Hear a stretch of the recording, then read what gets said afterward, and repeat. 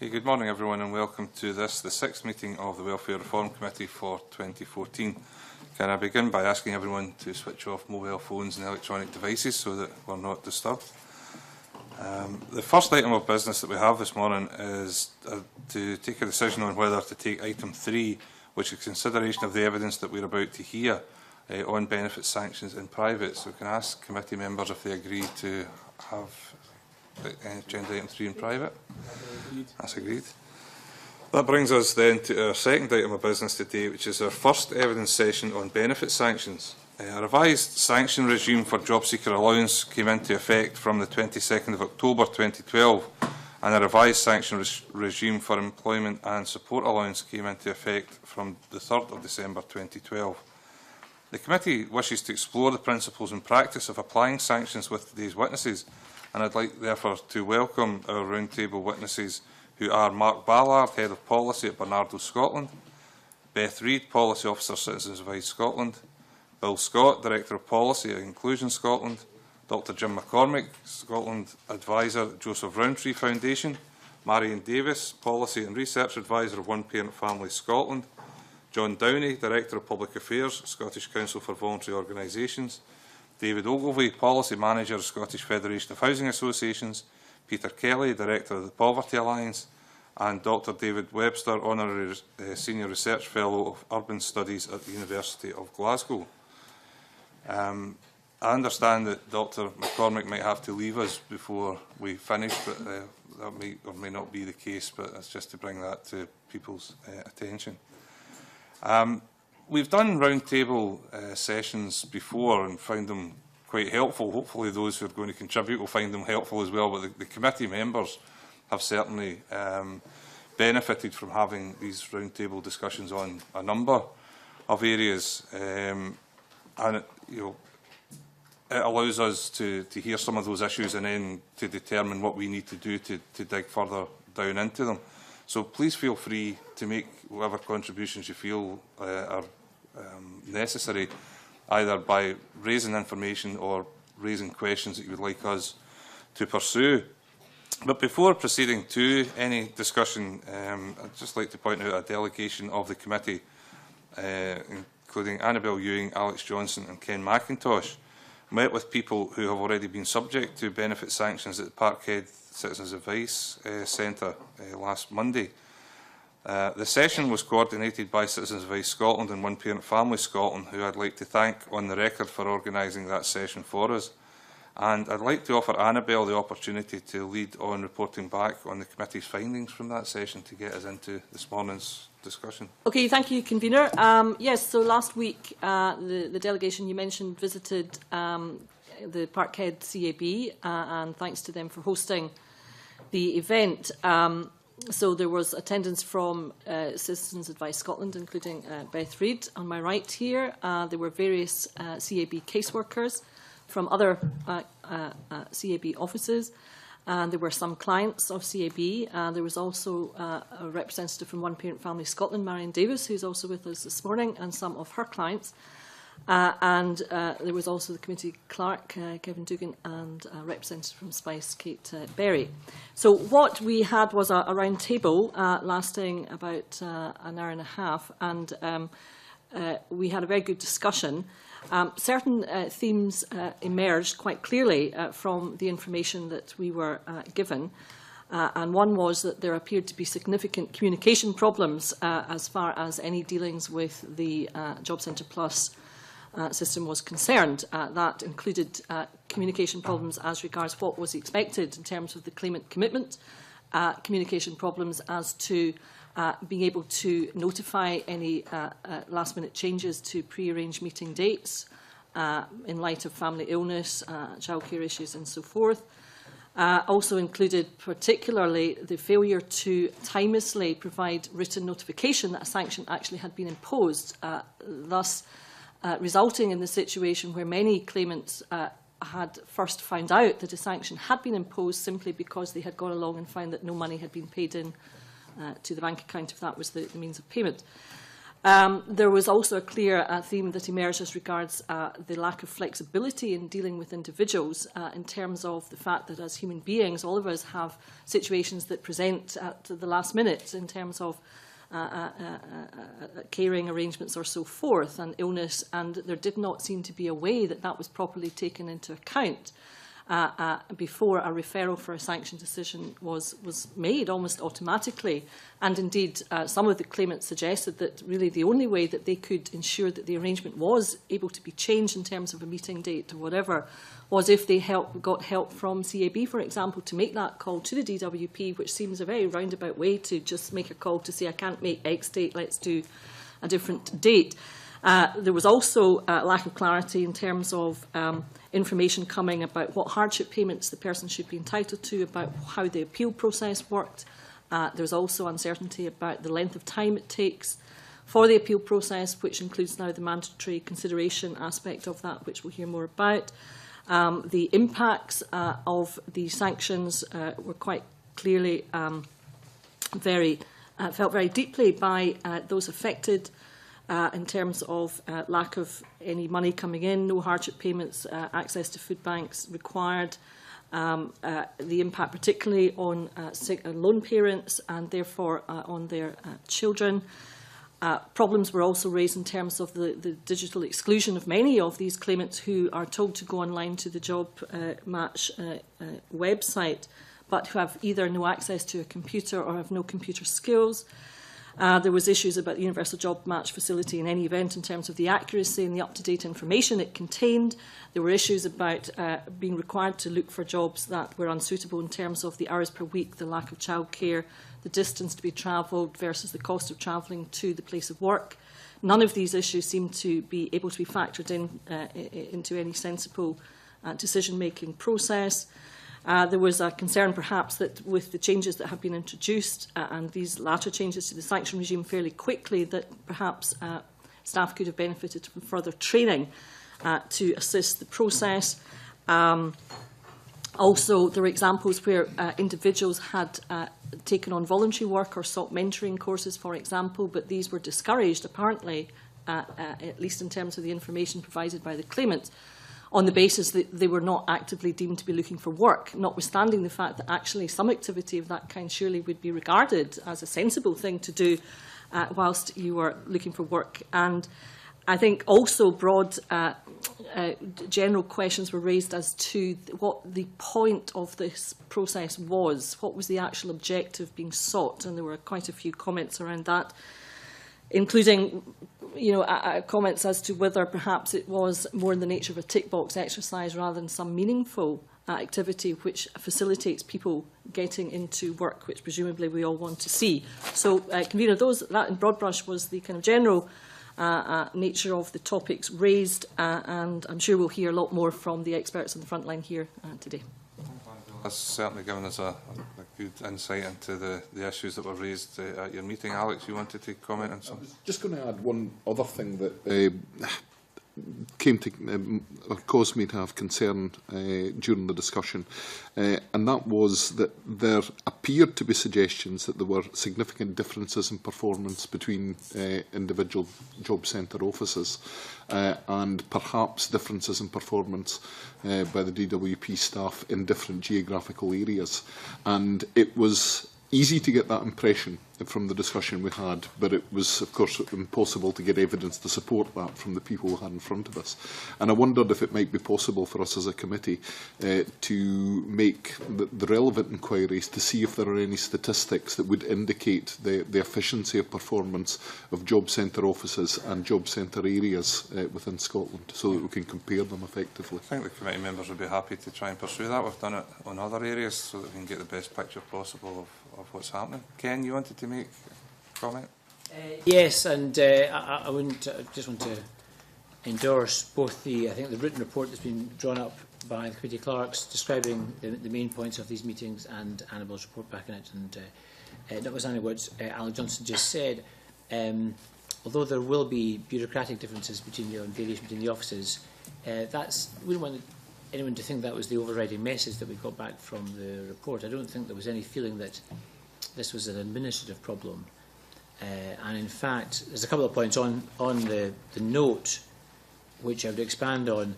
There's a little comment here that the people giving the witnesses giving evidence talked about a sea change in culture, talking about staff being disrespectful and judgmental, and I think that's perhaps the overwhelming. I mean, they weren't trying to single out job centre staff as being to blame. They were just saying that they felt victims of a change in culture, that there had been across the board in every, and the point was the witnesses giving evidence were from a number of different areas. They weren't all from one centre. And what they were saying is there was a noticeable change in the way they were treated.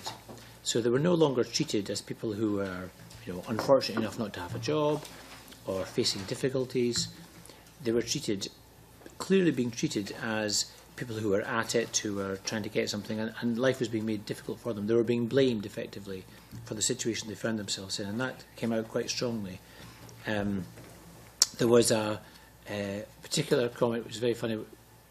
In the note here, we talked about the lack of flexibility. In other words, the system has become extremely rigid, and if the claimants do anything, I mean absolutely anything, that is out with the parameters that is required for them to sign on and fill in various forms, they automatically are sanctioned. So they only have to make a mistake, effectively, and they are sanctioned.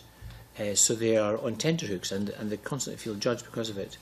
And the lack of flexibility about the systems, for example, with changing appointments, was, one of the girls was particularly funny. She said she phoned up. She said she had an appointment to be sanctioned for a job interview on the 27th of January. She said she knows that because she went into labour on the 26th of January. And she phoned up and said, I'm in labour, can I change the appointment? And the guy on the end of the phone said, you don't sound like you're in labour.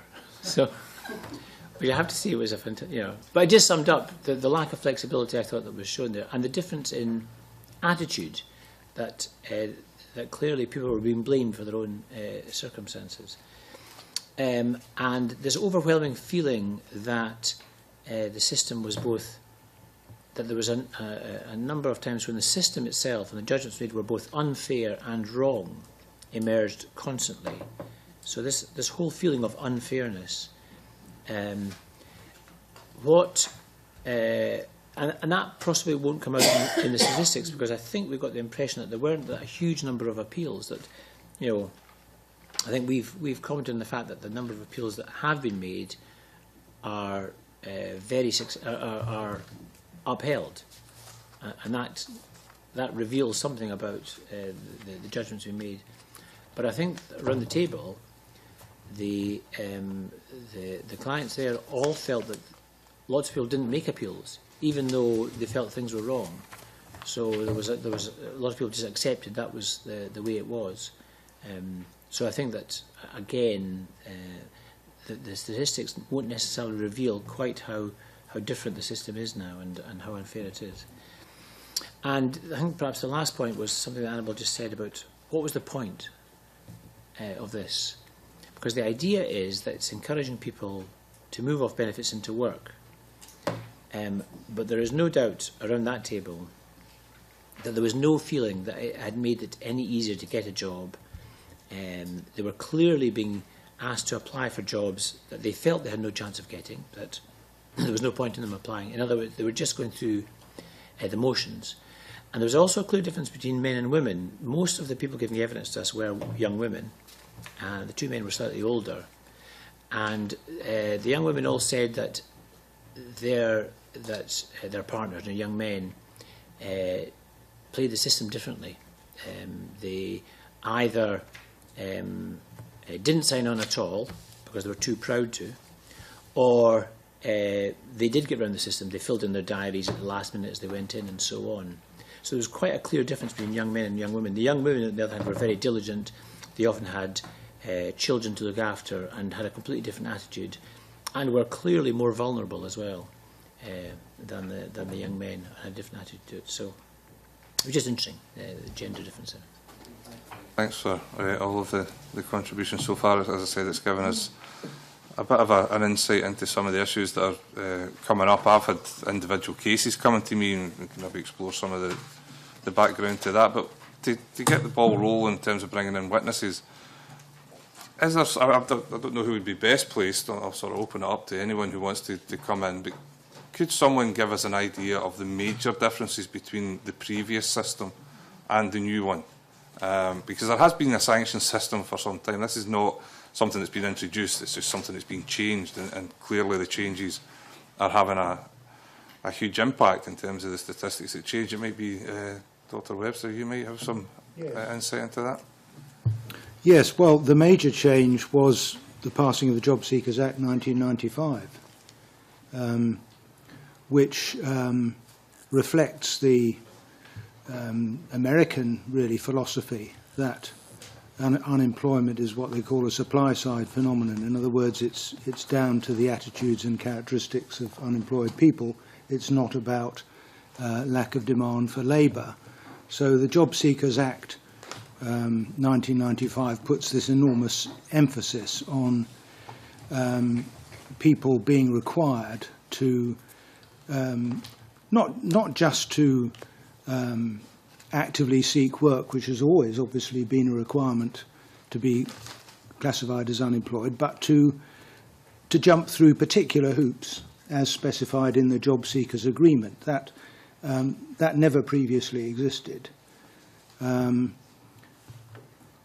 The initial administration of the Job Seekers Allowance system did not actually bring about any very great increase in sanctions. And in fact, over the years of the, well, of course, the Job Seekers Act was passed under the previous Conservative government in 1995 and introduced just before the general election. So it was a Labour government that took it over after about 6 months or so.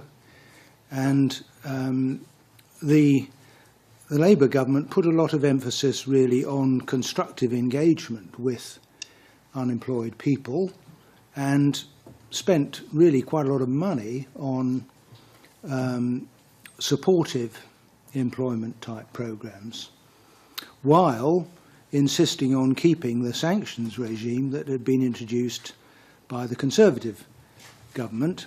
Another thing that the Labour government did was to implement a Conservative drafted bill to abolish independent adjudication on sanctions decisions. Now that was quite a fateful thing to do, because it has meant that the Secretary of State now has really unlimited power to change the culture, as Mr. McIntosh was saying. He can send out instructions to the staff in job centres about how they're to administer the law, and they are merely his agents. They do not have any independent responsibility to administer the law fairly and reasonably as they did under the previous regime.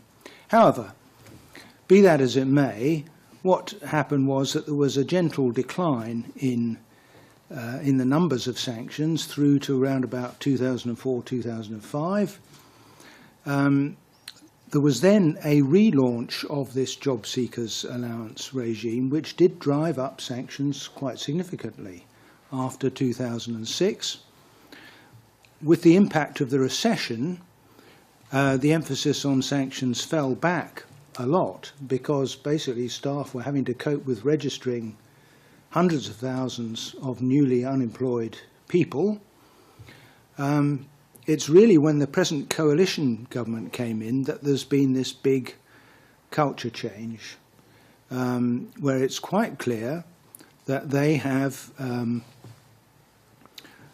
changed the law, but they have changed the instructions to job centre staff.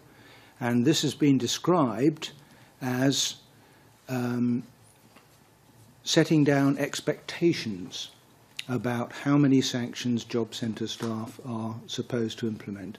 And these expectations are much higher than previously. They're double what the level was previously.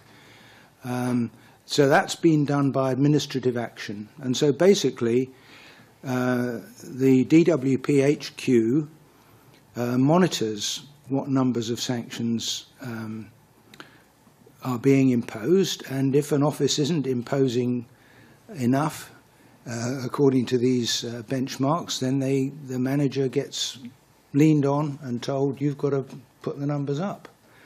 I'm told anecdotally that this doesn't mean that every member of staff is compelled to do a lot of sanctions, but a lot of use is made of the more brutal types in the office who are willing to do a lot of sanctions, and if they help to, if they enable the office to meet its quota, then they're encouraged to do that. So the only legislative change that's occurred is the new regulations of October 2012.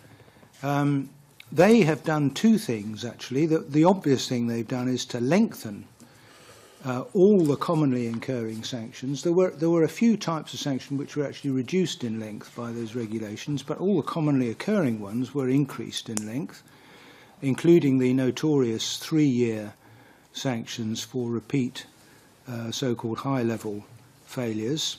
But the other thing the regulations did actually was to influence the language of sanctions very dramatically, because it introduced this language of failures. If you look at the statutory instrument itself and at the explanatory memorandum, you can see that there's all this punitive talk, phraseology about it. Now that's contributed a great deal, I think, to the current climate, which has definitely been shifted towards treating the system as as a system of punishment, basically. So that's where we are now. We're with a system which fundamentally, going back to the Job Seekers Act 1995, is based on the assumption that unemployment is more of a supply-side phenomenon than it is about labour demand, and it's based on the idea that unemployed people have to do various things, not necessarily things that they would choose to do, but the things that the state says that they must do, which may be different. And the volunteering issue is a very good example of this, because people often very sensibly think that the best way for them to equip themselves to compete better in the labour market is to do some voluntary work in the field that they'd like to move into. They frequently get told by the state, no, that's not what we want you to do. We want you to do 30 applications for jobs a week, whether you're qualified for them or not. That's a less constructive way to spend their time. But the ability of the state to do that was brought in by the Job Seekers Act 1995. So it's not a very new thing in that way. I've probably said enough. No, that's been really helpful. It's certainly helped me to get an understanding of how things have developed over the years. Bill, you wanted to make some comments? Yes. There's a number of documents being leaked to the press from within job centres, one of which was Malvern Job Centre, where an internal newsletter said, we are currently one of the worst performing offices with sanctioned benefit referrals. That means they had a low number of referrals, not a high number. And unless we improve, we will be put under special measures, and that personal individual performances would be monitored to ensure that a sufficient number of sanctions would be imposed. And the document adds at the end that the overall performance should be that 5% of the live load are sanctioned. And that just so happens to be what has been achieved in the last year, is 5% of the live load. In fact, slightly more than that by October last year. So there is a bit of sophistry going on within the DWP where it says no targets exist, no league tables exist, etc. But in actual fact, that is what is happening in practice. And I have messages on my mobile phone from PCS members who have been taken into disciplinary meetings to be told that they are being disciplined because they have not imposed enough sanctions. And there are other PCS members who have been told that they will not be getting their annual uplift in pay, their increment, because they have not sanctioned sufficient people in the last year. So this is happening on the ground, and there are definitely, obviously, if you can penalise somebody by stopping a pay increase during a time when there's no cost of living increases, then that has a real effect on what they will do, their behaviour. And also, if you can then discipline them in terms of their performance on the basis that they've not imposed sufficient sanctions, that puts them at risk ending up in the dole queue along with the people that they see every day. So that, there's quite an incentive, let's say, to impose sanctions. And that 5%, as I say, has now been met and exceeded. So there's definitely been a change since the new sanction regime has been introduced. John. Thank you, Convener. I think, obviously, I agree with David and Bill, and I think it's interesting if you take, the recent policy exchange report where they were talking about, 68,000 people had, were sanctioned and had their benefits taken away unfairly. Now, you can argue over numbers and everything else, but I think one of the key points from their report was actually there was a lack of fairness and transparency within the system. And I think when we've seen this regime move from supportive to punitive, the transparency, the fairness, and actually the lack of trust between, people who are actually going along to Job Centre plus, are the staff there helping them to receive all the benefits they're entitled to, as they should be? I don't think that's actually happening at the moment. And I think the key there is, if we look at the bigger picture, is the role of Job Centre Plus and the role of DWP. As David said, ministers are very operationally in control, which is has been a big change. And I think the language and the expectation, and that is contributed to that culture change. But I think for me, what we need to think about is, I'm sure it came across at the focus group, and certainly focus groups that I've read around the same issue.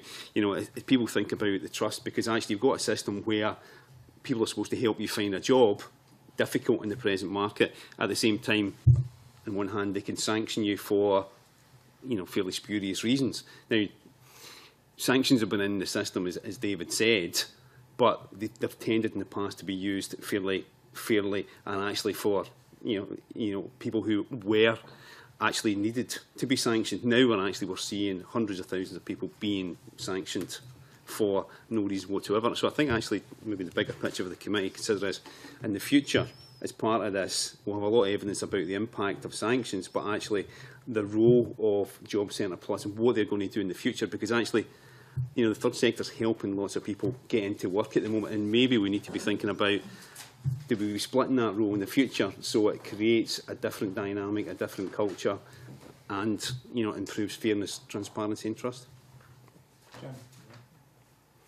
Thank you.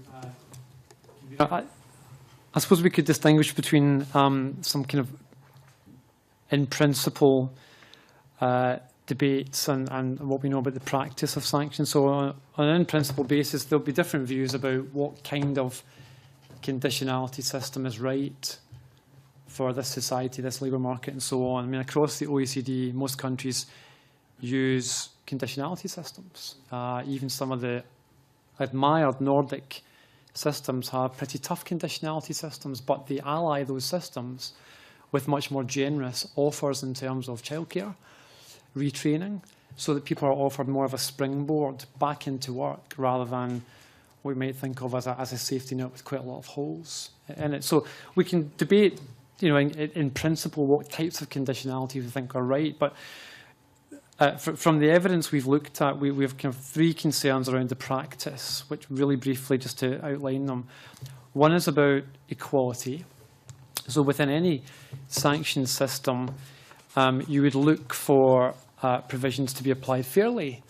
And what we know internationally, and there's no evidence that the UK is any different, is that younger people with mental health problems, people with complex multiple needs, people who move a lot, for example, in the private rented sector, are far more likely to be sanctioned, and not just that, but to be sanctioned for longer, and often on multiple occasions. So there are problems about equality, and within there are problems around how frontline discretion gets applied in job centres.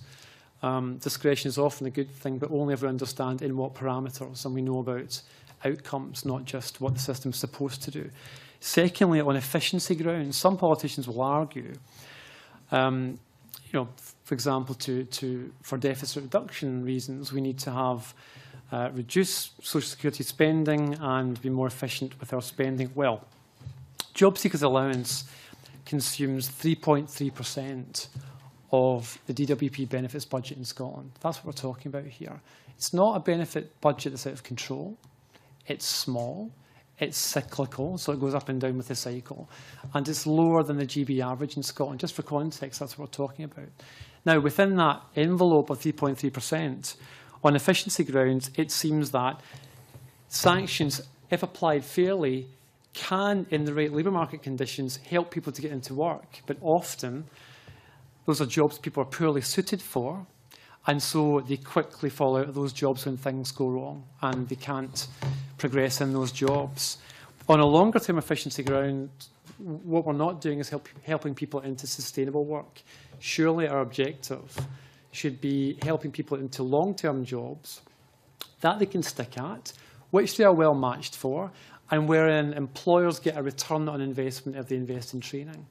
That kind of virtuous circle. We're a long way away from that with the system we have in the UK. And the third grounds, on effectiveness grounds, is this a good tool for changing behaviour if you accept, as David said, that's only one theory, if you accept that theory? Well, we know that it is a weakly evidence tool for changing behaviour, partly because it pays no attention to labour market conditions.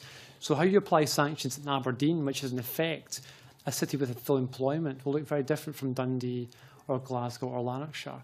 So partly on those grounds, we need to understand labour market conditions, but also because it would only work in terms of changing behaviour if people understood the system, were aware of the consequences, were aware what the boundaries were aware of what the penalties were, and where communication was in multi-method, so letters, face-to-face, texts, phone calls and so on, in plain English, where people had a right of reply and a right of appeal when things go wrong. And for those reasons, quite apart from the moral or ethical arguments, we have concerns about the practice on those grounds. Peter. Yes, to pick up on points that have been made by several people now relating to practice issues, but also to the overall culture of delivery of services within Job Centre Plus and how that relates to sanctions. Many of the members here will know that one of the ways that the Poverty Alliance works is to work with people with direct experience of poverty. And one of the things that's been striking over the last few years is the way that issues of dignity, respect, discrimination come up in most contexts in which we're talking to people who have experience of the benefit system. And in a similar way, those issues come up in respect to sanctions as well. So people are talking about the two issues together. We're doing a programme of work at the moment with Joseph Rowntree Foundation, which is looking at a broad range of issues related to poverty, but not necessarily. And almost at every meeting, we've had one a month for the last 6 months, almost at every meeting, issues around sanctions and issues around respect arise. So we had a discussion about crime and poverty this month, and again we got into discussions about sanctions and about how they're applied. There's no doubt, looking at some quotes from people who've taken part in some of our events over the last 6 months or so, there's no doubt that people feel a lack of respect, that people feel as though they're on trial every time they go into a job centre, and that this plays into the fear that they have of making mistakes and then being sanctioned for them. And in many cases, we're working with people, I guess, who you would class as more vulnerable, so people who have experiences of drug and alcohol misuse, and people who are maybe lone parents. And those are people who are being sanctioned. So one person that we were working with sanctioned because she wasn't fulfilling her agreement on the basis that she was spending too much time volunteering out with the agreement. Experiences of people failing to attend meetings that they understood were arranged for different dates and then being sanctioned when it turned out that the date was actually different, though they turned up for a meeting, so there wasn't a sense in which they weren't trying to comply, but they complied incorrectly and were still sanctioned. So lots of experiences of those kind of situations, and I think the impact, the consequences of that are, as you would expect. We've supported people to go to food banks when they've been sanctioned. We know of some of the folk that we work with getting into debt, and that question that Jim raised there about behaviour change. If the intention is to encourage people back into the labour market, we've had discussions, particularly with the lone parents, around this issue about what impact does the kind of service that you receive have on your behaviour. And very clearly we got a message that we would be less likely to engage with services. That came through. This is, I guess, focus group based activity. We can't verify it statistically, but this is a very strong message that we get coming through, is that people will disengage with services that are supposed to help them back into the labour market. Jamie, you wanted to... Thank you, Convener. I'm appalled by some of what we've heard this morning. Obviously, we've heard it kind of hinted at before, but we've heard pretty clear evidence that where this sanctions regime should be a criteria-based system with all the conditionality that Jim McCormick refers to. We've already got concerns about some of the criteria, but what we're actually hearing is that there are targets set by the DWP to sanction a specific number of people, a quota, in other words, and all the coercion that seems to come with it for staff on the ground to meet such a quota. So it's little wonder, I think, that we're seeing people sanctioned on spurious grounds. So I would be urging us as a committee to write to the DWP on that particular matter and try and clarify this issue. And I think Bill gave some very specific numbers there. I think we should take that up with them and see what they have to say. But I want to turn to the issue of food banks, which Peter mentioned, so it's maybe appropriate to do so just now, and people will be aware that the committee is also looking at the increased use of food banks. Lord Freud said in July last year that there is no evidence of a causal link between the rise in demand for food banks and welfare reform, but we had Dr Philip Sisenko from Heriot-Watt University who told this committee earlier this month that welfare reform is a major factor. Sorry, not earlier this month, last month now, that welfare reform is a major factor fueling demand for food aid. I just wonder if people around the table in their experience can tell us, is this the case with particular reference to the sanctions regime? Is this driving demand for emergency food aid and the rise in demand for food banks? David, do you want to come in? Thanks very much. I think there's a very clear picture emerging from everyone's testimony so far this morning. It's a picture of a far more unforgiving, unsympathetic and uncaring state where the safety net has become so loosely woven it's perfectly possible to fall through it. And from a housing association perspective, we've concluded a report. We're just going to publish it today, but we undertook a survey where 7 out of 10 of those housing associations surveyed indicated that they had seen a marked increase in the number of tenants who have been reporting to them that they are in rent arrears because of a sanction. And you would think that the connection between job seekers allowance and housing benefit shouldn't actually be interrupted. And indeed, it's not meant to be. But because of what seems to be a systemic problem, that we're finding that housing benefit is being suspended. And you're leaving the tenant in a situation where they have to then to go back and provide proof of no income. But if you're a vulnerable tenant with a learning disability or what have you, or a mental health issue, then really there's every chance that you actually might not do that, and you'll find yourself in grave danger of running up significant rent arrears, and possibly, if the housing association wasn't advised of that and wasn't aware of that issue, there could be legal proceedings. So there's big concerns there.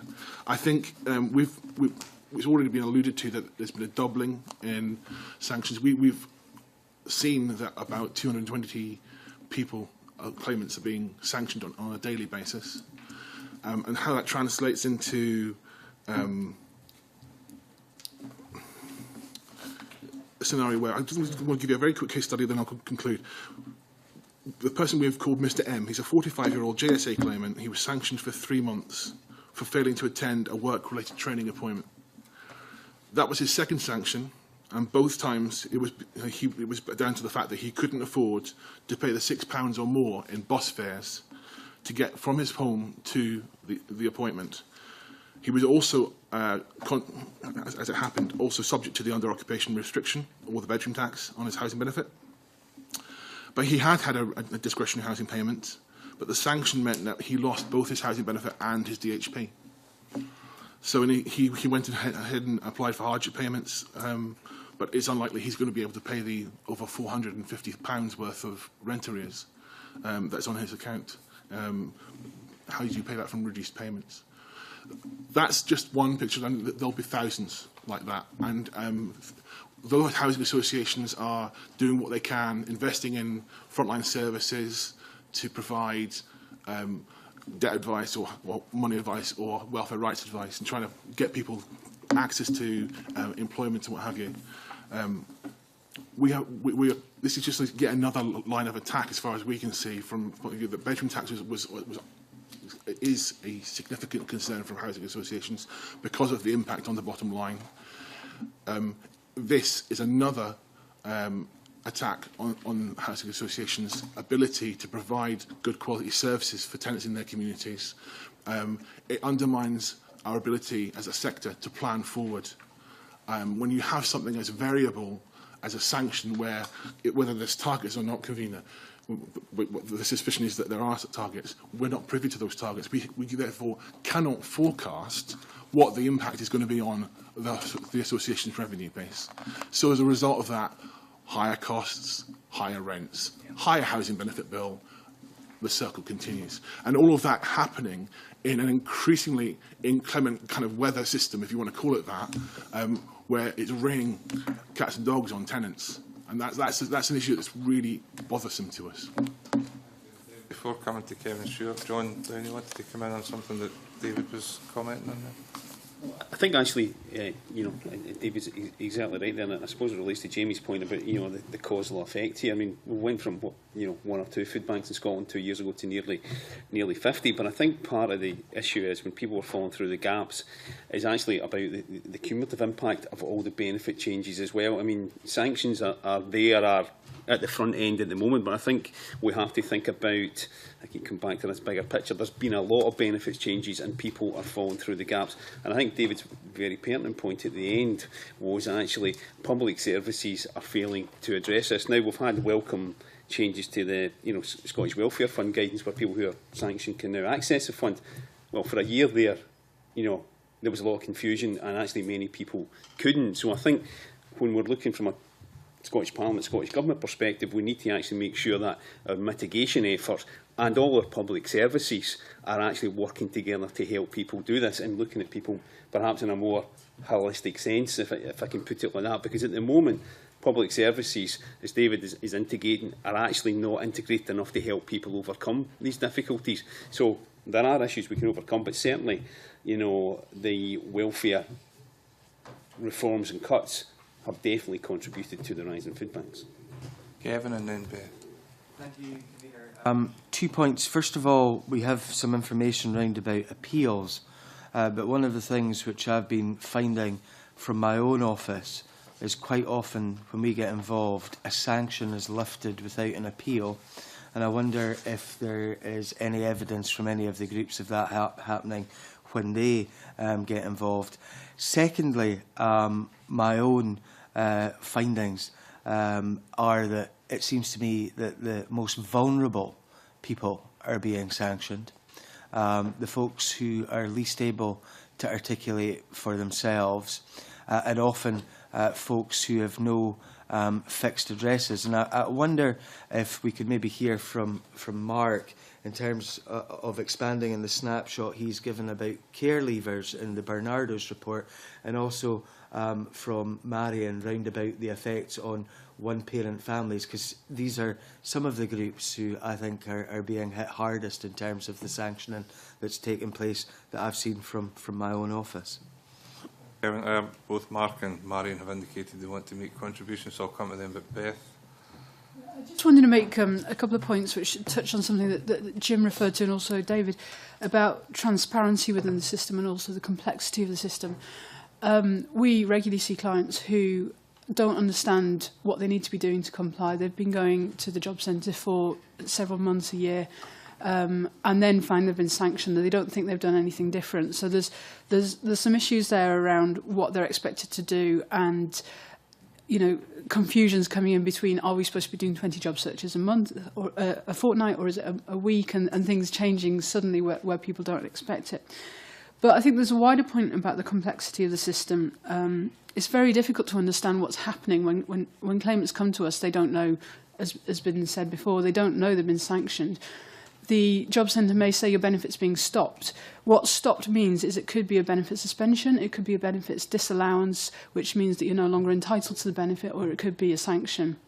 Very often, the point that David said about a housing benefit, what's happening is as soon as a query is raised, the benefit is suspended. At that point, your housing benefit also gets suspended, but actually the rules are that in a sanction your benefit should continue. So there's all of this confusion. Clients have no idea where they stand on this, and to be honest, it's very complex even for bureau advisors to find out. We then ring the job centre, and a lot of the issues that we deal with in bureaus to do with benefits are to do with problems in benefits administration. And to go back to Jamie's point, a lot of food bank referrals are actually to do with benefits delays. In the analysis that we've done, food sanctions are the second biggest cause after benefits delays. So there's lots of administrative problems. So the Bureau calls the job centre to try and find out what's happening, and they say, well, it looks like you've been sanctioned, but we don't know why. There's nothing on our system to tell us why. So it's very, very difficult for people to understand what they've done wrong, how they can prevent this being happening in a second time or a third time or a fourth time. And the administrative problems which we've referred to in our evidence just compound the problems. So people don't get letters about when their appointments are, they don't get any notification of the sanction. The DWP don't know from their system what's going on.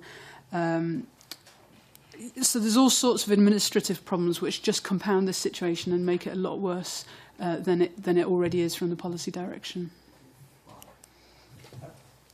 Thank you. Obviously, there's much that Bernardo Scotland would agree with in points that have already been made, but I want to pick up on the points made by Kevin Stewart and indeed by Jamie Hepburn about particularly vulnerable groups. As part of the preparation for this evidence session, I spoke to one of our services working with a defined group of vulnerable young people about their experience of sanctions. And they found that 19 out of the 61 vulnerable young people that service was working with at the moment had experience of sanctions. And following Jamie's point, almost all of those sanctioned young people had to make use of food banks. And I think there are particular parts of the sanction regime, as has been described earlier this morning, which make that more likely. The situation where a young person turns up at the bank and finds they have no money, they weren't aware that a sanction had been applied to their benefits, but they suddenly find themselves without money. And many of the vulnerable young people we work with have issues over effective budgeting.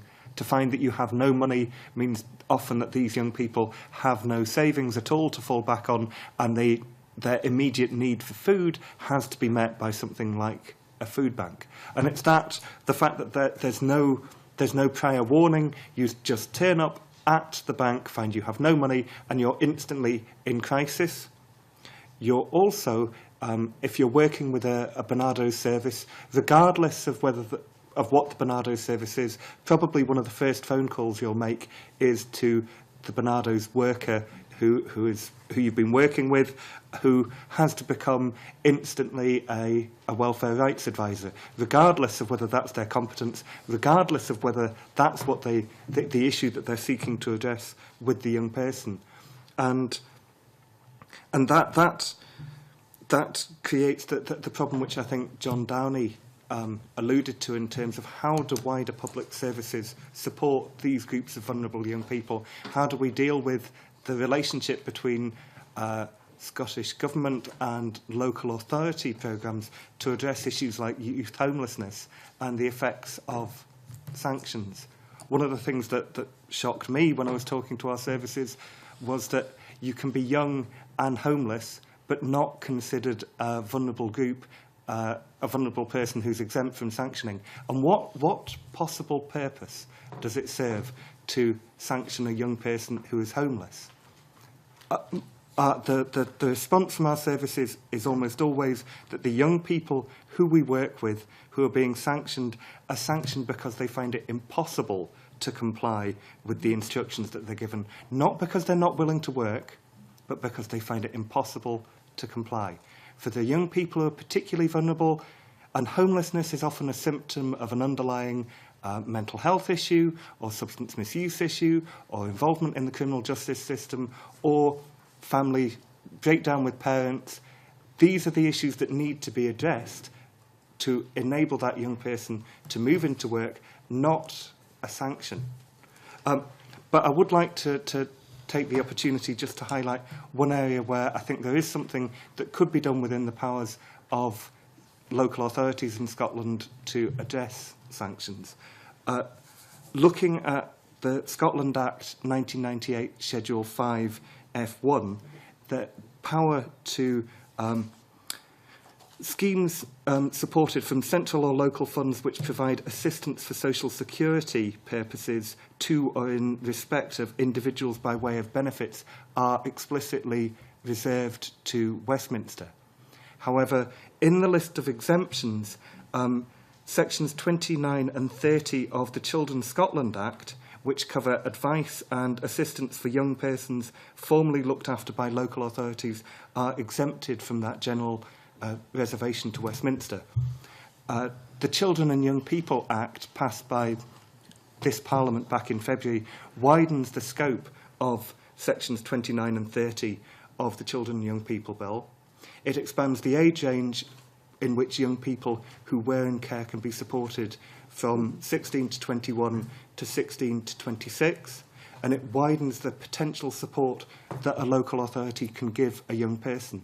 So I would ask the committee if they would consider potentially inquiring as to what support a local authority could give a young person who was in care, who is eligible for support under sections 29 and 30 of the Children Scotland Act, but has been sanctioned. Because there is while generally my understanding is it will be beyond the powers of a local authority to substitute benefits for sanctioned benefits, there is a specific exemption, as I've described, for young people who were formerly in care, who are covered by sections 29 and 30 of the Children Scotland Act 95. So I'd ask the committee if that was something that could be investigated in order to address a particularly vulnerable group of young people who we suspect are particularly prone to being sanctioned. For that, Martin, that's a very good action point for us to consider. Well, as I said earlier, we'll be considering all of the discussions we've had to see just what action we can take on the back of the evidence that you've given. So that's a very helpful suggestion to us for us to consider. Linda and then Marion. I've forgotten why I was originally wanting to come in, I have to say, but it was terribly important at the time. So there's a few things I would probably like to respond on, convener, and get responses to. And I think what's bothering me most of all is the big picture stuff. Yes, the cumulative effect that we've heard. First of all, you look at a sanction, and then we heard David talking about, and I think the words in your report, David, are, which I can't find, that it's not supposed to affect housing benefit, but there's a creeping effect where it is happening, and I think that's something that really needs looked at as well, because first of all, you've got no money, and then you've maybe got no roof is ludicrous. So if it's not supposed to happen, why is it happening? I would like to think that we could perhaps get some answers to that, convener. I think the other thing, the bigger picture stuff, is that, you know, listening to Mark here, it's absolutely horrendous that on one hand we're in this Parliament trying to produce legislation to preventative spending is a big thing for us, and we're bringing out good legislation for children, trying to give them a good start in life, especially those who start out with a disadvantage. And then at the other end, they're getting lumps kicked out of them by a UK government.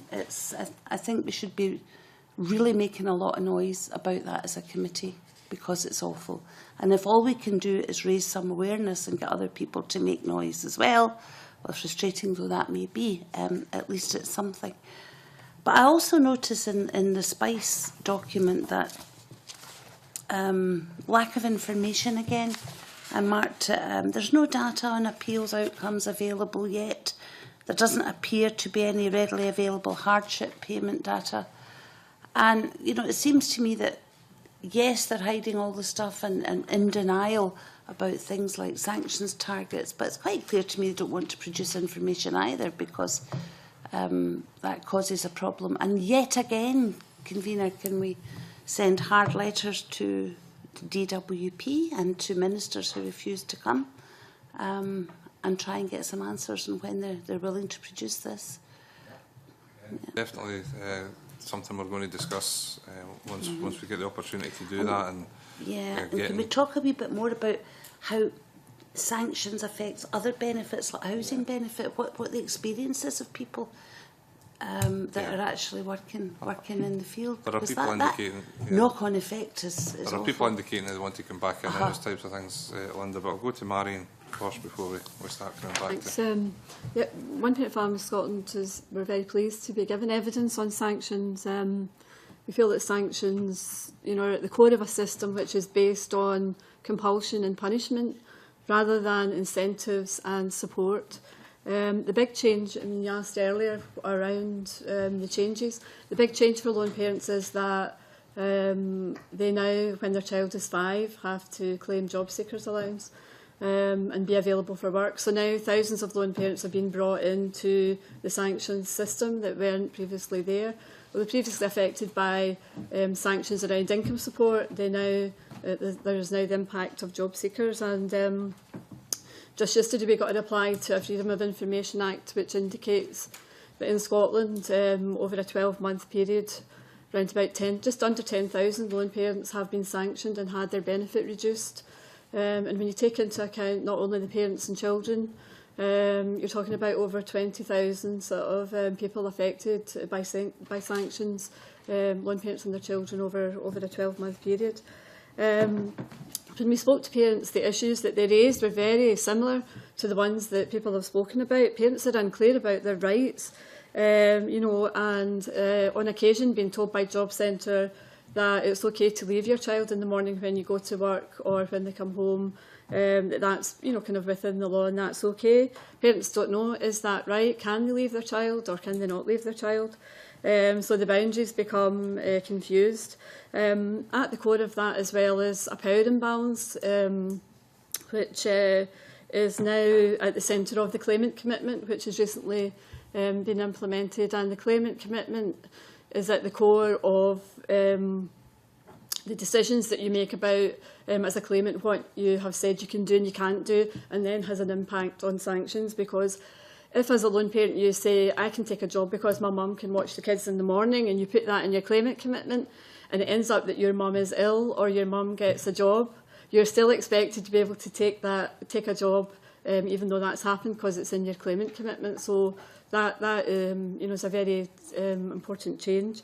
Lone parents' flexibilities are not being adhered to. So lone parents are being expected to travel 90 minutes either way for a job when maybe there's not a place in the out-of-school care service for their children. And again, I think around judgmental attitudes, and it's definitely is something across the board, and it came up in the evidence session with the parents in the Bureau, is that there's you know, a judgmental attitude now, much more so than before. Lone parents feel they're being judged, and you know, that they're a burden on the state and why don't they have a job, and that generally seems to be the attitude. The issues around sanctions, again, to confirm that colleagues have been told by Job Centre Plus staff that, you know, at their performance reviews, they're told, right, you haven't, you know, why have you not had done enough sanctions, and you know, it will affect your performance. So kind of similar stories are coming through anecdotally to us about that. And I think for us, like, the impact of changes in welfare and the infrastructure in Scotland around childcare being crucial, in that if there's an expectation and on parents to work, where are the rights around some of the support mechanisms there to make that possible? And I think when Jim talked about other European models, there is conditionality, and sometimes more severe in the sense that lone parents are expected to return to work perhaps when their child's 1. But there is in place there a system which has a childcare infrastructure and family-friendly employment as well, which is crucial. You know, if your child's off sick in the UK, at the end of the day, the way to deal with that is to say that you're sick yourself. So the system is not in place here to support parents in work and take into account their responsibilities for their children. And I think a big thing for us is that lone parents are saying, and it's been forced into low-paid work, they feel that feedback to us that parents, you know, have degrees, or, you know, they're well qualified to move into employment that's well paid, are being told, well, you know, I'm sorry, you're a lone parent job seeker, these vacancies are available, you have to apply for so many a week, and that's the route you must go down. So it's very much a work-first approach, and lone parents are trapped in the sense that when the children are under 5, they want to access training and education. There's a challenge around childcare to enable that to happen. When their child reaches 5, access to training and education and higher education, those doors are closed because you have to be available for work and to sign on. In terms of just cases this week, just the other day, our welfare rights advisor was dealing with a young woman who is being sanctioned because she's pregnant and she had morning sickness, and she missed signing on because she had morning sickness. An older parent who's a kinship carer in her 50s, sanctioned because as a kinship carer, social work had offered a holiday in a caravan down in Ayrshire, and when she went to tell the advisor said, well, I'm sorry, you're going to be sanctioned if you can't sign on. She went on the holiday because she wanted to put the child she was looking after first, so she just basically had to do with less money. A dad in Edinburgh just this week as well on the work programme.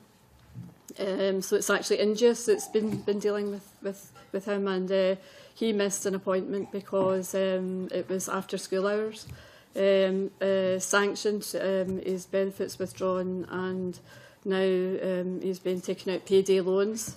You know, so maybe borrowing £55 and having to pay back 65, sort of 70. So these are just some of the examples, and I think what's worrying for us is that there is research, or there is stats coming back which say that actually lone parents who are sanctioned, a high percentage are overturned. The latest sanctions show that 64% of high-level sanctions on lone parents are actually overturned when they're appealed. A low percentage of appeals go through because I think people just generally don't know they can appeal or how to appeal, but 64% are overturned, and low-level sanctions, 43% are overturned. So there certainly is an issue around the wrong decisions being made in the first place. When you come to Dr Webster, you might be able to help with this, given the information you were able to give us earlier.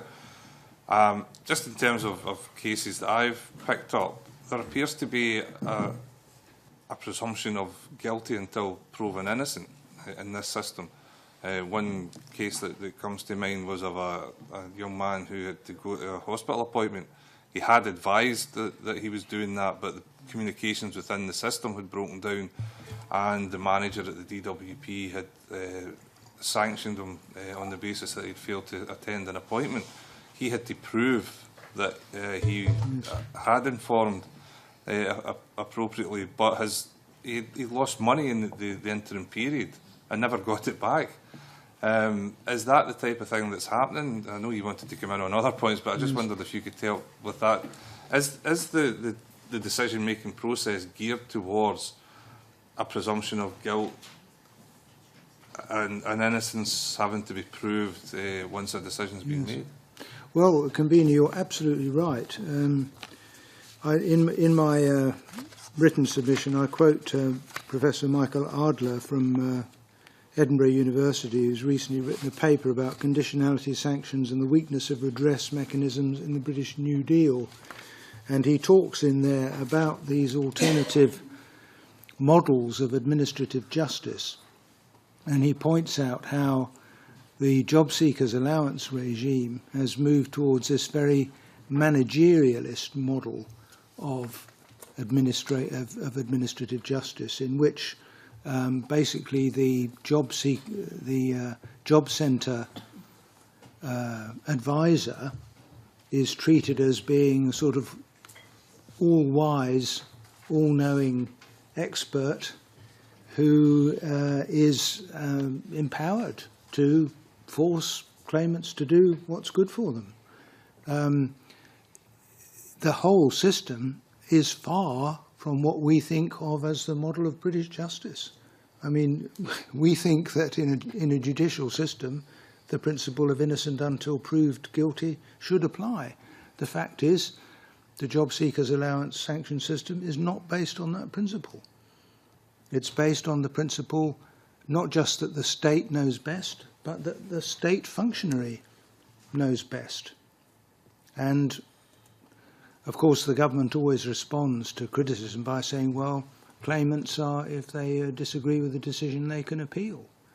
But there's been a whole series of research studies that have showed that claimants simply find it too difficult to manage the appeal process. Not surprising when many of them are, trying to get their next meal. Appealing is quite a way down the scale of priorities when they're in that situation. And many of them, as we know, have these learning difficulties and other problems. So yes, I mean, this is a fundamentally important point. It's not, and of course, what is also very disturbing is the level of these penalties is now comparable or greater than the levels of fines administered by the mainstream courts. I mean, it's become an extreme anomaly. I worked out the numbers, actually. For a JSA, if you're on JSA and you're sanctioned, age 25 plus, the minimum is £286.80. The maximum is £11,185.20.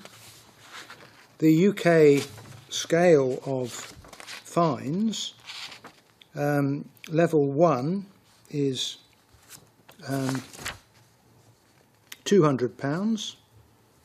The maximum, level 5, is £5,000.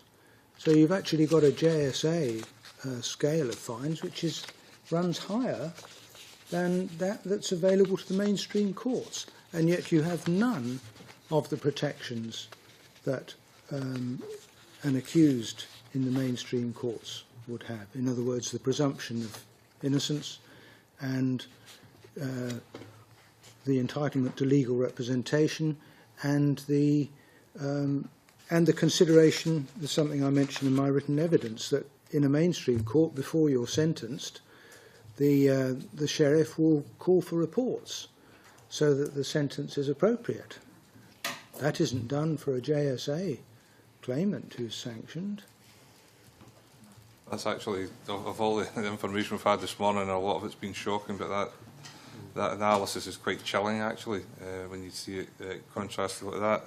Bill, you wanted to come on? Yeah, it's to go back to Linda Fabiani's point about the lack of information about hardship payments, and we found it very difficult to find any information.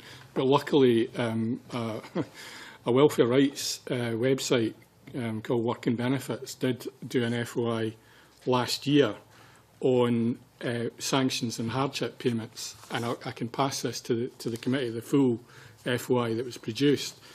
But as of October 2012, only about 1 in 7 of those who'd been sanctioned were actually in receipt of hardship payment. And that meant, in that month, about 50,000 people, nearly 50,000 people who had been sanctioned were not in receipt of a hardship payment. So there's no doubt in my mind, if you've no money whatsoever for all or part of a month, that you will have to rely on a food bank to eat. And to go back, this should not be a surprise.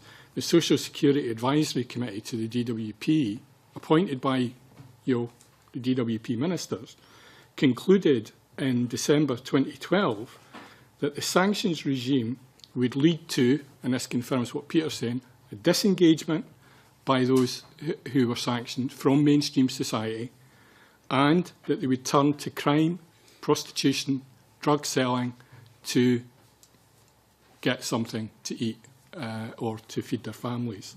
And concluded on that basis that the sanctions regime was too harsh and it should not go ahead. And finally concluded that the people who were sanctioned were often, or were largely being sanctioned, not because they were non-compliant, but because they didn't understand what they were supposed to be complying with.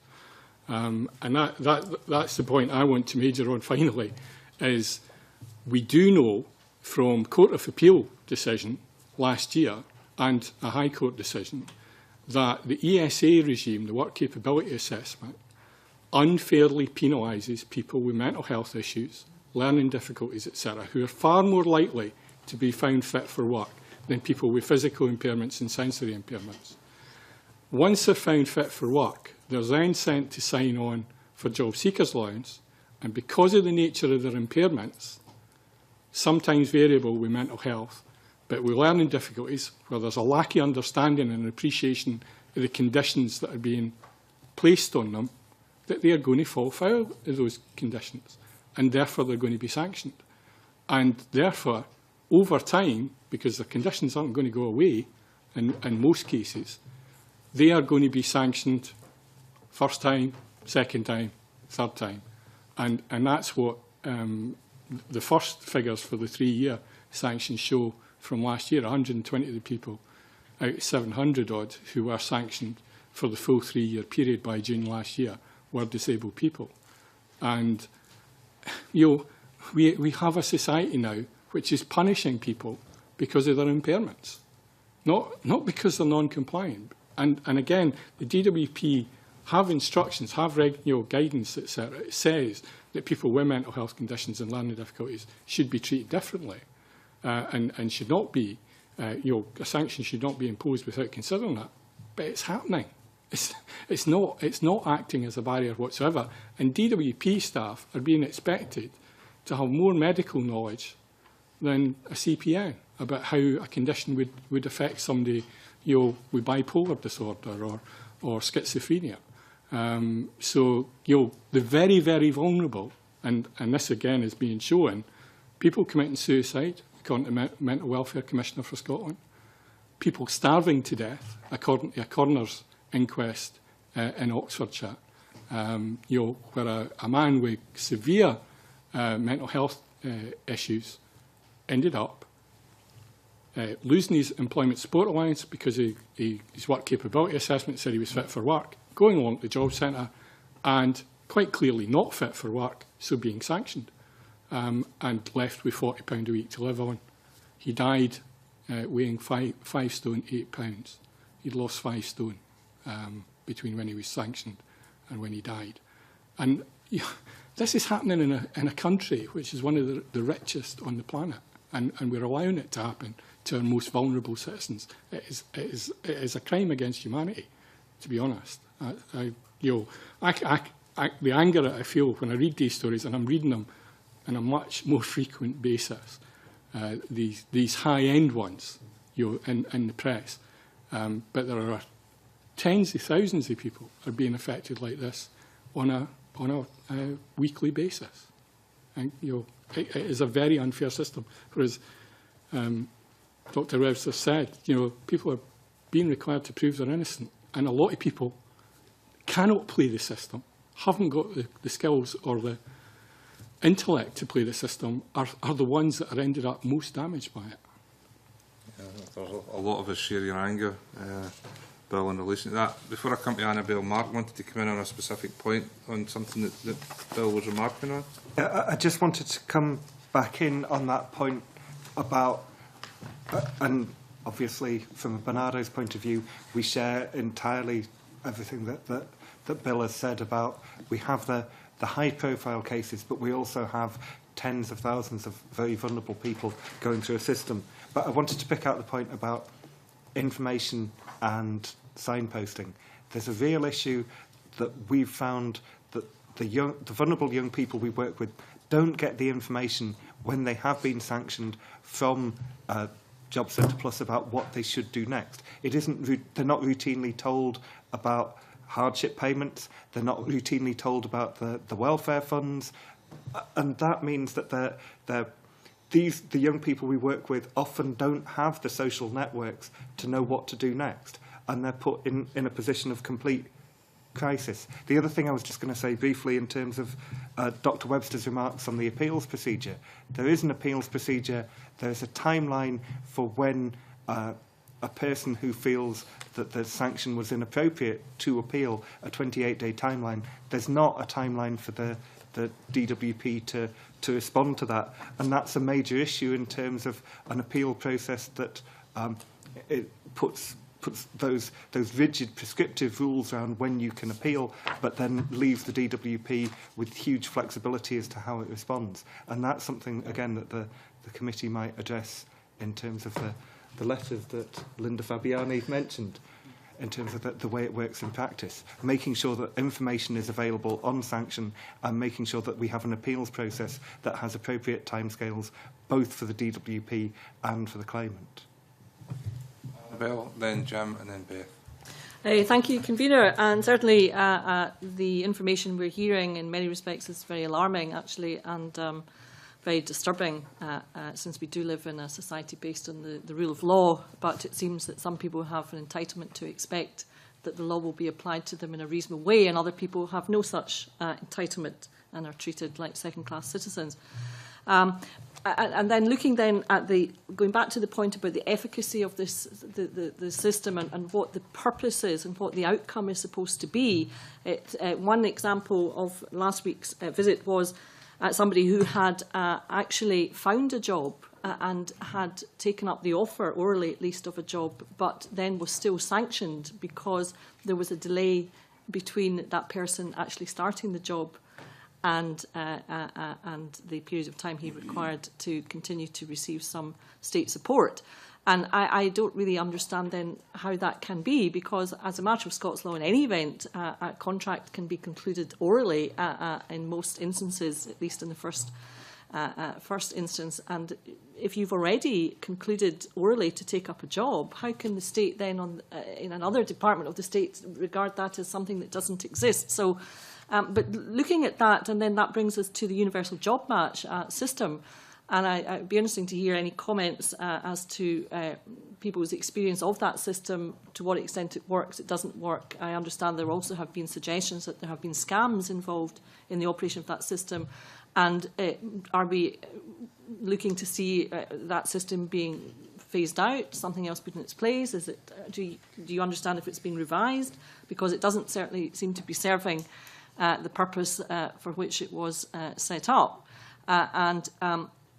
When I was at the meeting last week, what did come across very clearly to me was the energy of particularly the young women that we were speaking to, the energy they had, which was being completely misplaced by the state, because at every turn, which if they tried to do the mentoring training or whatever it was they were trying to do, organise their childcare, the state was saying to them, that's not enough, and we're going to take away the little bit of money that you rely on. And indeed, I heard, as I was leaving the premises, the CAB premises, one of the young women saying that she hadn't eaten because she was making sure her kids had food. And I just find it really, I despair. But one question I would like to ask, we have had a lot of trouble in this committee getting the UK government ministers to come before the committee in public session. Thus far, we have had a refusal from the Secretary of State, Ian Duncan-Smith. We've had a refusal from Lord Freud, and to add to that, we now have a refusal from the Minister for Employment. Obviously, many of the issues raised this morning, it would be great to be able to put these to her in public session. So on the basis that Esther McVeigh is not going to come to the public session of this committee, but only to an informal meeting, in effect in private, I wonder if there are any particular questions that any of you around the table would like us to ask Esther McVeigh on your behalf. Send them in on a postcard.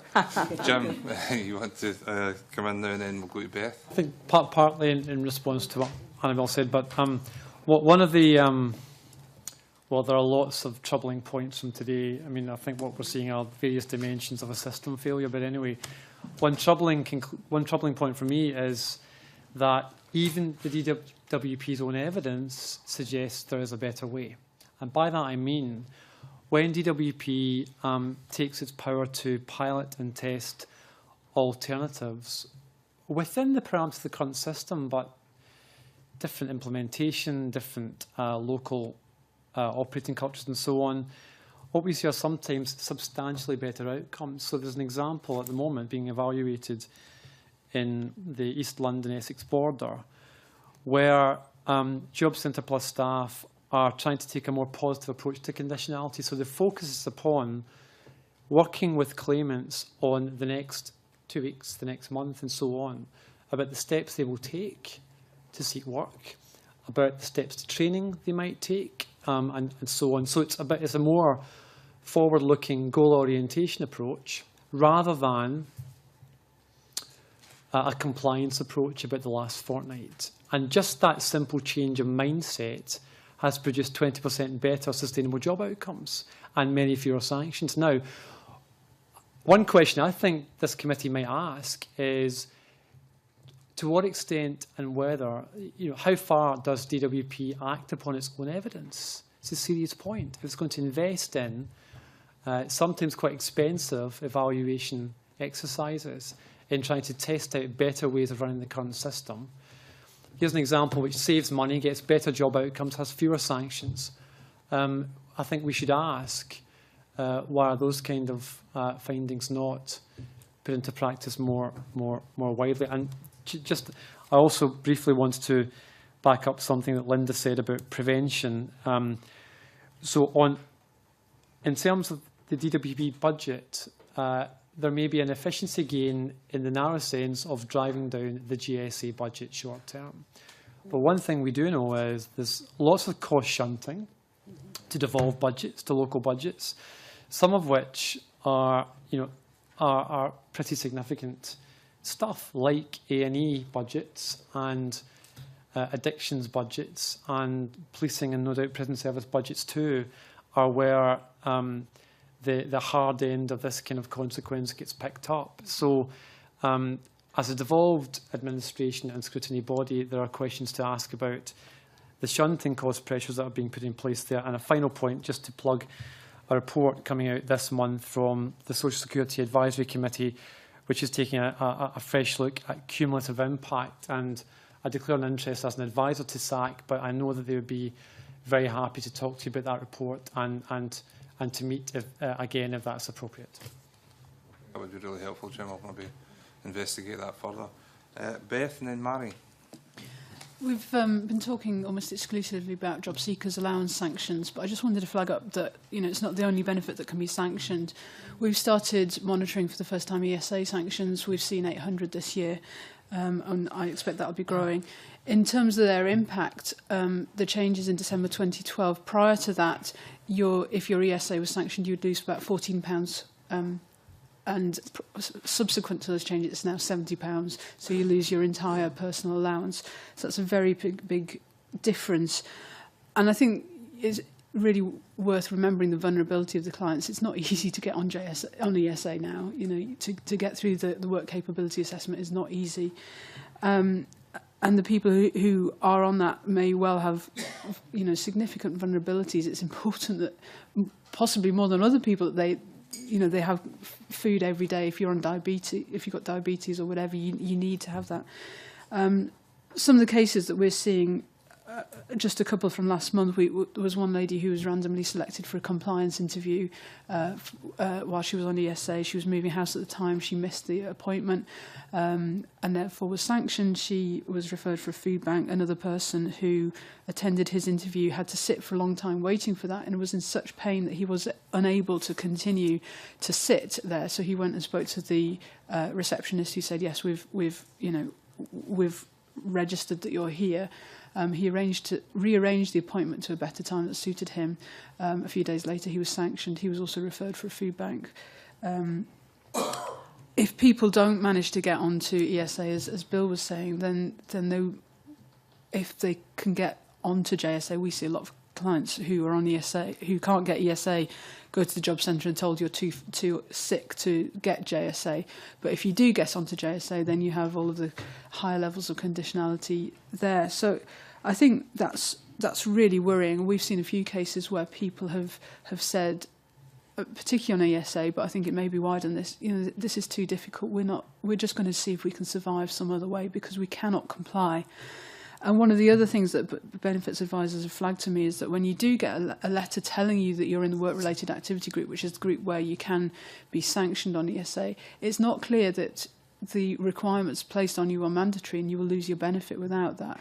And I think, again, that's a very simple change that can make a huge difference to people, that they actually know that they could lose their benefit if they don't attend these things. But I think there is the wider point about the flexibility that needs to be there for people who are facing significant illness and disability and trying to comply with the requirements to attend work-focused interviews or whatever. Yeah, I just want to make a point about child poverty and the impact of sanctions and the conditionality regime on child poverty. And as we know, the latest stats or the latest kind of information we have is that numbers of children in poverty is going to be on the increase rather than, as previously it was dropping. And I think when we look at the role of this particular policy in relation to child poverty, we can only say that it's detrimental.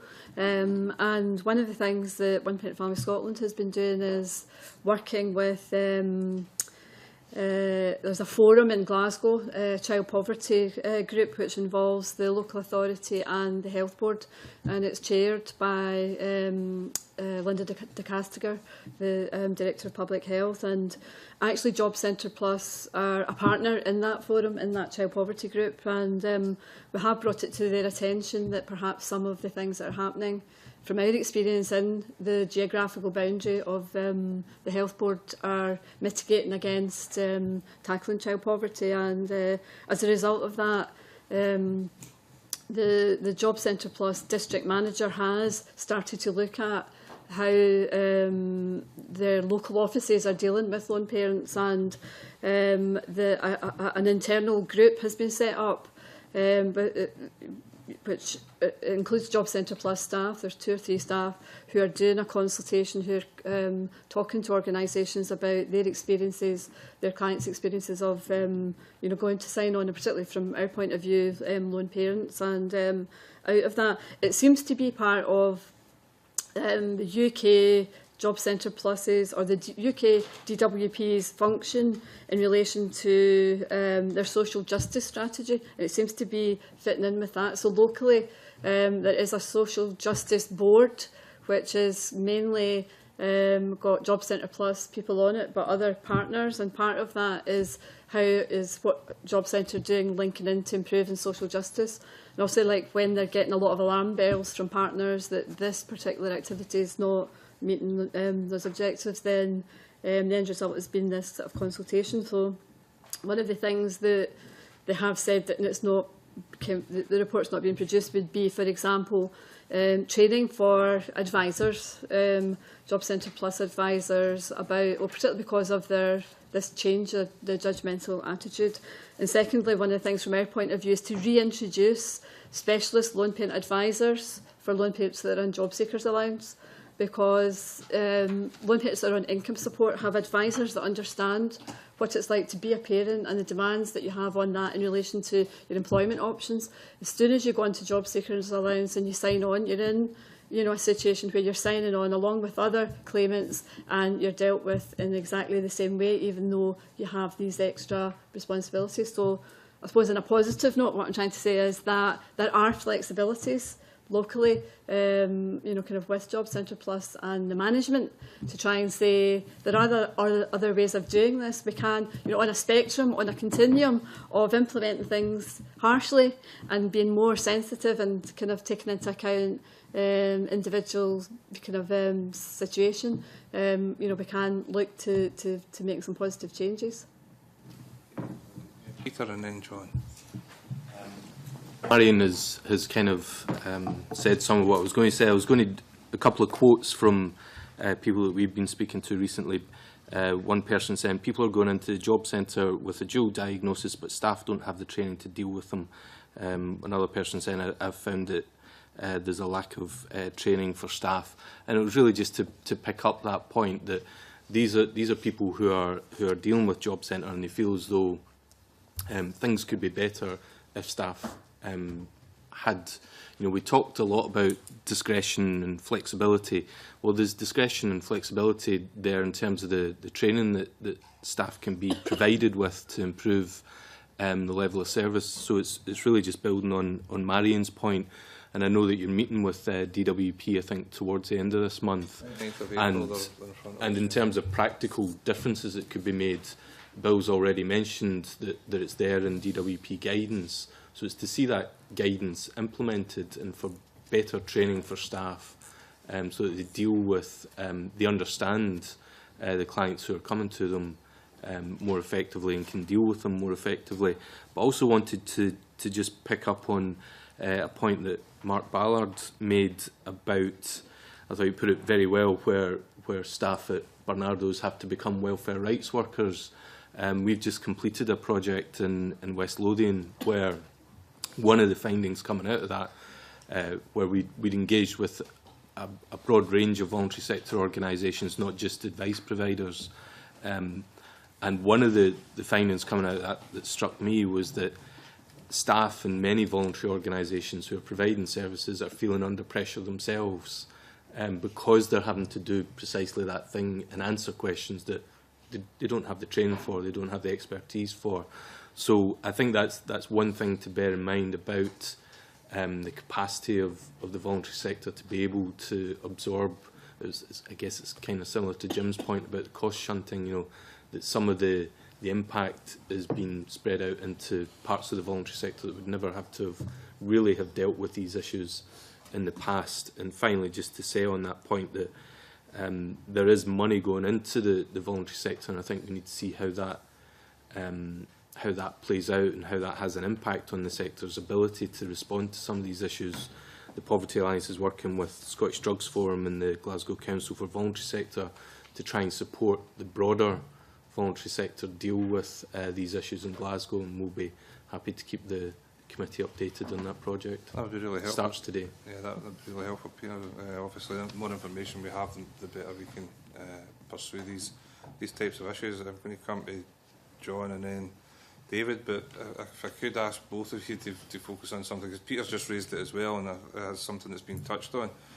In evidence on almost every other aspect of these welfare changes that we've taken, the administrative burden that's been imposed on the voluntary sector, on housing associations, local authorities, has cropped up time and time again. So while the DWP's efforts at reducing its costs may appear on the surface to have succeeded in some ways, what appears to have happened is that the burden has actually just been shifted to the other sectors who have had to find, you know, huge costs from the already stretched budgets to meet the impact of these changes. And obviously, John, you can comment on what you were wanting to comment on, but if you could touch on that, it would probably help us as actually, well. Understanding of it. I was actually going to, comment on that, because obviously, I mean, as people say, the system is broken, and people's lives have been turned upside down. But obviously, the shunting of costs onto the public services, but particularly the third sector, and I think we've seen from our recent surveys in terms of state of the sector and our recent statistics on the centre. We've just updated a briefing which we'll send to the committee. There is actually the demand on third sector, the impact on third sector organisations, particularly small and medium size, who are in the front line, are actually spending reserves to meet this demand. And that's very clear, and that's very apparent. And Peter touched on the impact on staff in the third sector as well, which is not something there's a lot of information on, but we're getting other evidence from organisations about the impact on their staff as well. Because I think when we're seeing the welfare system and the changes, which it's having a devastating effect on people in communities, it's affecting their their health, their mental health. And to be honest, sometimes I think it's more of a public health issue, than sometimes a welfare issue. But we're seeing that knock-on effect in the third sector very clearly. And all the organisations around here, yes, we have seen the Scottish Government put in money to mitigation efforts, including the Scottish Welfare Fund, and that's to be welcomed.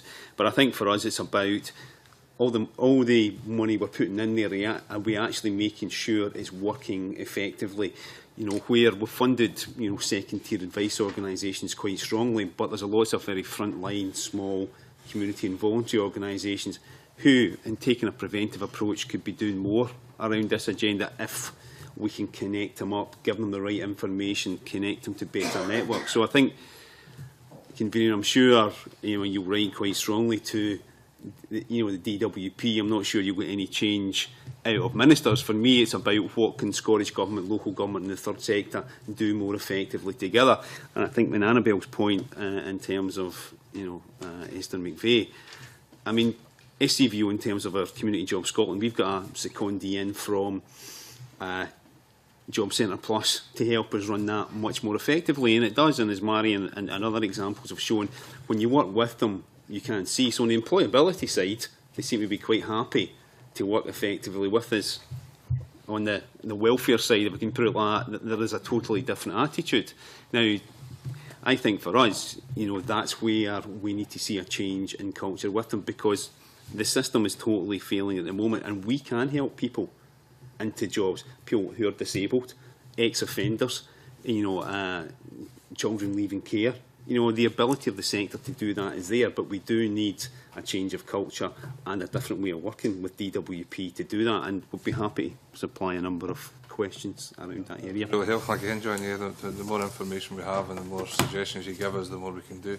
David, and then I'll come back to yourself, Dr. West. Thank you very much. I originally wanted to go back to Linda for some minutes ago. Just in terms of the issues that you raised about what the knock-on effects are of sanctions. Again, I'll just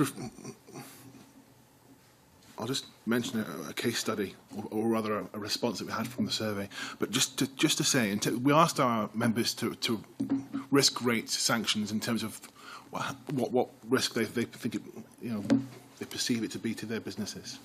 48% rated it on a scale of 0 to 10, where 0 was no risk, and 10 actually meant that sanctioned tenants would not be able to sustain their tenancies.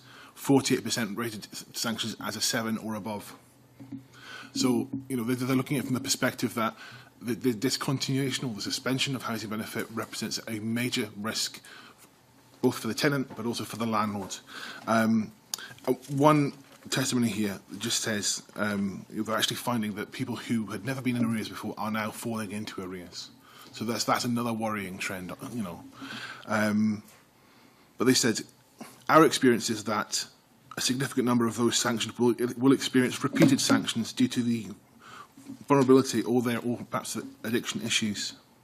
This is likely to result in arrears escalating over time, which may ultimately lead to court action for eviction.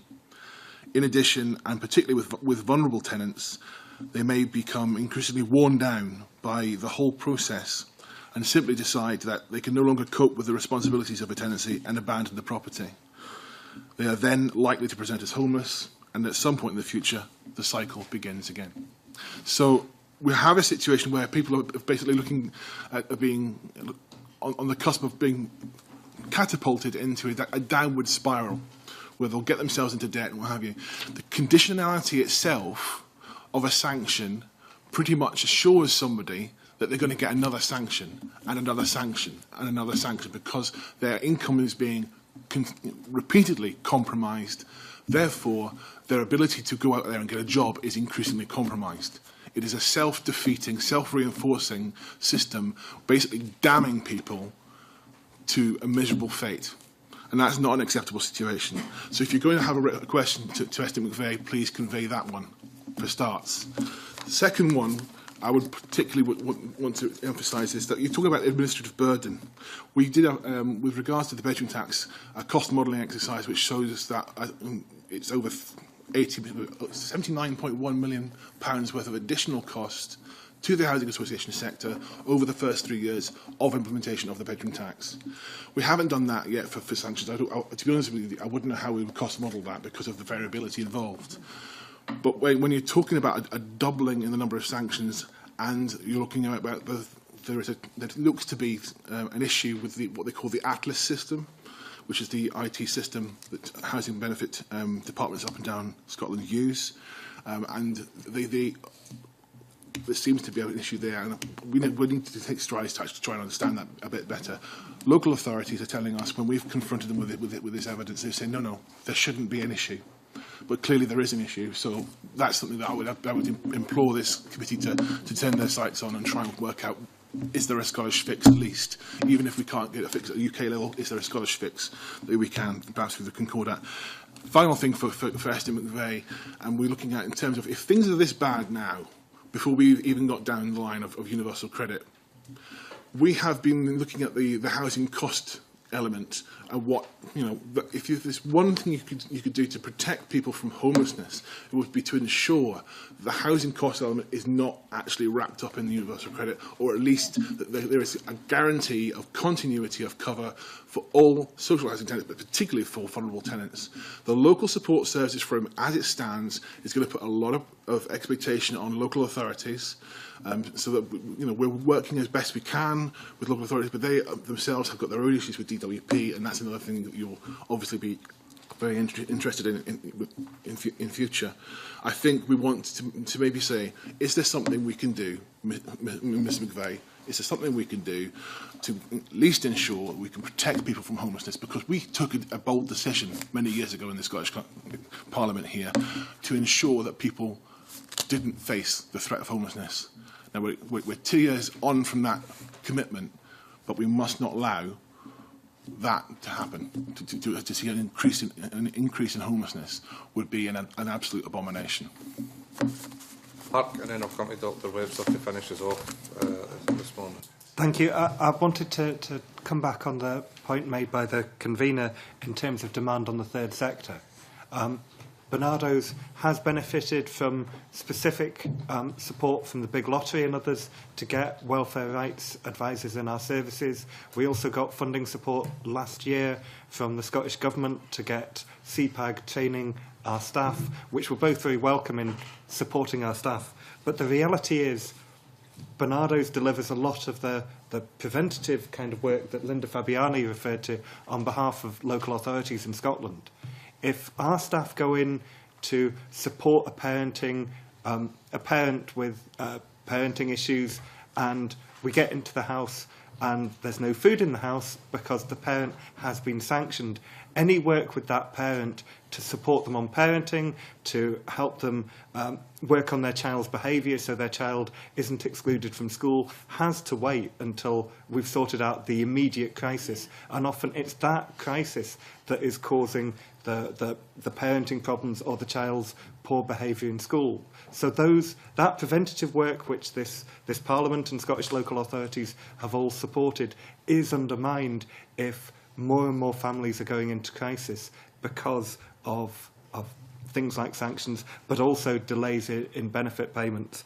So I think that has to be borne in mind in terms of the interaction between preventative spending, services designed to deliver preventative spending, and what's actually happening on the ground in terms of families going into crisis, and who the first person who meets that family is, who gets drawn into helping to tackle that crisis.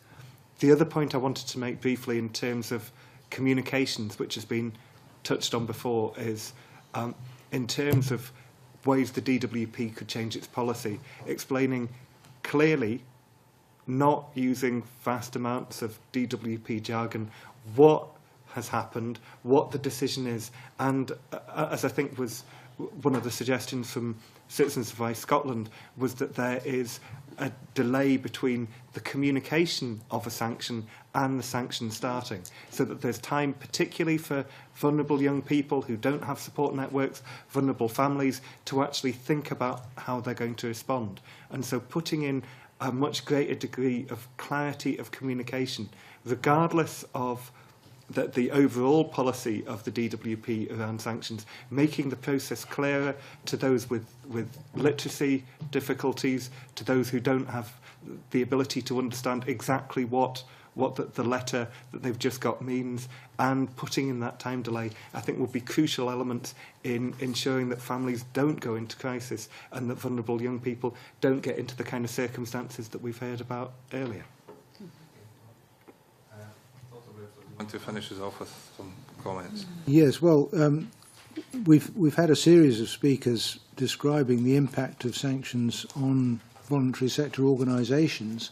I'd like to point out that the explanatory memorandum to the October 2012 regulations stated that we have done no impact assessment of these regulations because there will be no impact on private or voluntary sector organisations. Quite a hostage to fortune, which the committee might want to take up with the DWP when you meet them. The other point I wanted to pick up was this question about the link between sanctions and food banks. There are quite a few published estimates now of the proportion of users of food banks who are people currently serving a sanction. And I mean, they range between something like 19% and something like 70%, but they tend to cluster around a quarter. That seems to be the general picture. So sanctions are by no means the only reason for people using food banks, or even the majority reason for people using food banks, but they clearly are a very consistent major reason for people using food banks. As far as I know, there is only one estimate of the proportion of people who are sanctioned who use food banks, and that was produced by the Greater Manchester Citizens Advice Bureaus, who found that 24% of the respondents to their survey who'd been sanctioned had made use of a food bank. But there is a clear link between sanctions and food bank usage, whichever way you look at it. But it does show that not every food bank user is a sanctioned person, and not every sanctioned person uses a food bank. And of course, there's a lot of people who are sanctioned who will be distressed by it, but they won't have to go to a food bank. Because, for instance, people who've been made redundant will probably have got a redundancy payment. So suppose they get hit with a 3-month sanction, 13 weeks, which is very common, that's £800.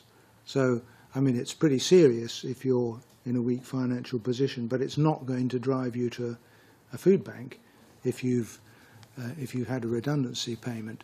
And similarly, of course, young people, some of the evidence has pointed out that a quite disproportionate number of people sanctioned are young people, under 25. Very often they're supported by their families. And in fact, one statistic that I find quite shocking is that of all unemployed people who are under 25 who are not in full-time education, only half are actually claiming JSA.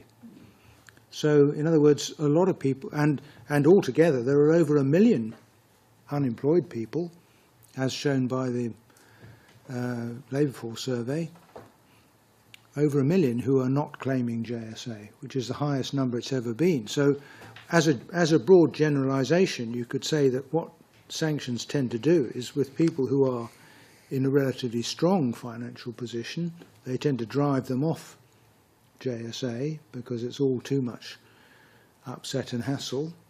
But with people who are poor, then they tend to drive them into destitution and further distress. Again, first of all, thanks to all of the witnesses today for bringing the information to us and the particular issues that they've raised. They've given us a lot of action points to follow up, a lot of areas that we need to now look at in order to pursue them with the relevant levels of government to establish just exactly how this picture is emerging. As I said earlier, having heard this information, I personally am left angry at the picture that's developing. It happens almost every time we have one of these sessions now. That the emotions that you have at the end of having heard this just makes us more determined that we're going to continue to pursue this as far as possible, because a system that's operating in order to count pounds and pence, but which leaves people out of the equation, is one that's destined to fail. It's a callous and heartless system that's been operated, and we need to challenge it at every opportunity. So the information you've given us this morning allows us to do that, and we will now go into private session to discuss the issues and how we do take those issues forward. But again, thank you on behalf of the committee for the information you've given us, and I'll suspend the committee until 5 to 12. Okay, thanks.